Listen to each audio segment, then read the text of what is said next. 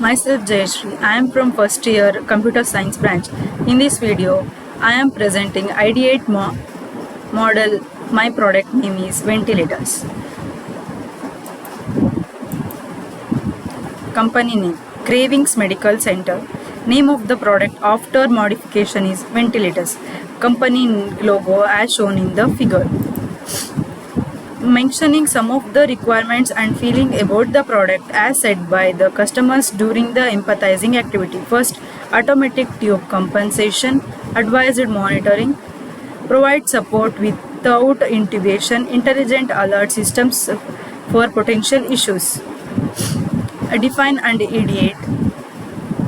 Based on the empathizing stage and considering the feelings and requirements of customers, many new features are to be added to the existing product. Features to be added: automated monitoring and adjustment of airflow and oxygen levels, and compact design and remote monitoring and integrated sensors.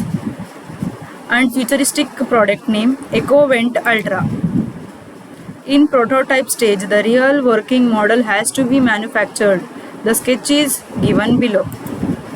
I request the viewers of this presentation video to comment your opinion to satisfy the testing stage.